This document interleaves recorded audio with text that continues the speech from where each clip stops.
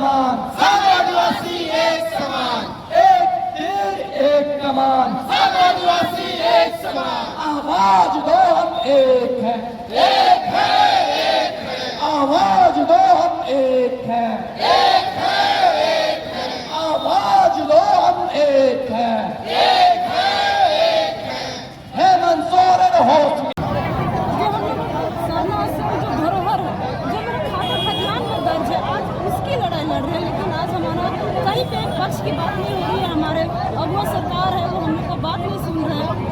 एक बार भी अभी लगातार 24 घंटा पुलिस बंदूक के नोक पे काम कर रही है।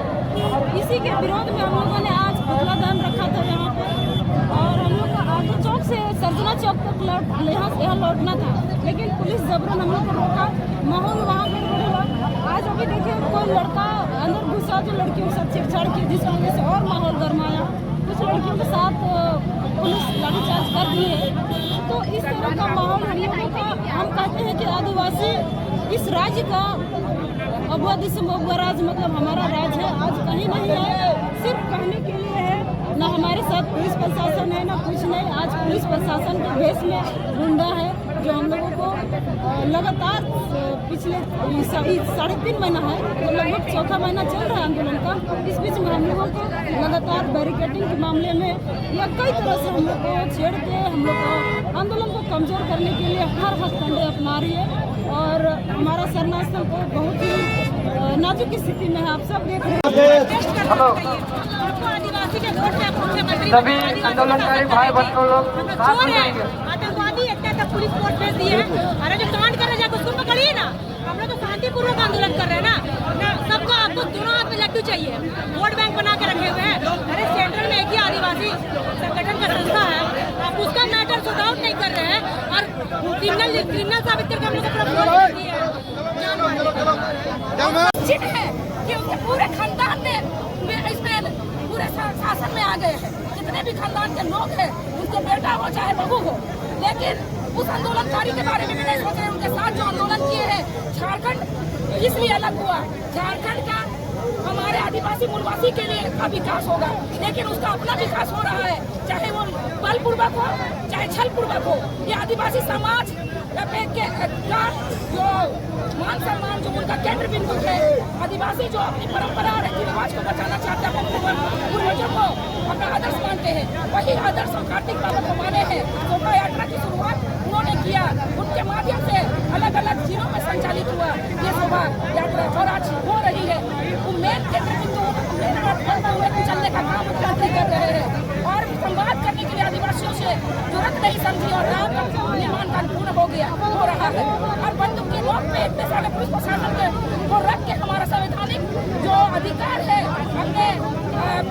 अपने जो ढंग से हम कार्यक्रम कर रहे थे, उसे भी उकसाने का काम किया। हमारे लोगों को लाठी भी चलाई गई। तो ये न कहीं दमनकारी नीति है हेमंत सरकार की। आज झारखंड में अन्य जिलों में भी हेमंत सोरेन का पुतला दहन हुआ है, लेकिन सारे लोग आक्रोशित है। और हेमंत सोरेन सोच रहे ना ये बीजेपी को छोड़ के कहा जाएगा, तो मैं बताना चाहूंगी CNP का एक जो रघुवर सरकार ने छुआ उन बिल को, उसे सत्ता से काटने का यही आदिवासी ने, और आज आदिवासी की धरोहर को छुए हैं मुख्यमंत्री, तो समझिए कि उखाड़ फेंकने का काम किए हैं। करेंगे हम लोग भी, अन्य जिला के लोग भी आक्रोशित है। हमारा सारा वीडियो चलता है सोशल मीडिया में, देख के हम लोगों को बोला जाता है मीटिंग आइए और यहाँ के लोगों को जागरूक कीजिए।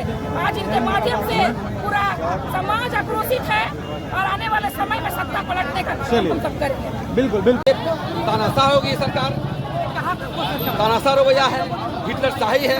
मैं यही कहना चाहता हूँ मीडिया के माध्यम से कि हमारी जो है प्रेम को हटाया जाए, सरना स्थल से पेशा कानून लागू किया जाए, चाहे वह सप्लान का विकास हर जगह आदिवासियों को मिले, समता जजमेंट लागू हो। कोई मुद्दे पर खरा उतरा नहीं है। ये सवाल जवाब के लिए हम लोग आगे हैं, और रेम का मामला सत्ता को उखाड़ फेंकने का काम करेगा। आज देखते हैं हो रहा है, रांची में हो रहा है, दिल्ली में हो रहा है। यात्रा को बाधित किया जा रहा है, ये पूरी दुनिया देखेगी। और आज जो अपने निवेशकों को लेने के लिए, हमारे जमीनों को डील करने के लिए मुख्यमंत्री जो विदेश में गए हैं, और अगर यहाँ किसी भी तरह की जमीन की छिनताई हुई, अतिक्रमण हुआ, हम चुप नहीं बैठेंगे, पूरे राज्य में आंदोलन होगा और हेमंत सोरेन को उखाड़ के फेंकेंगे।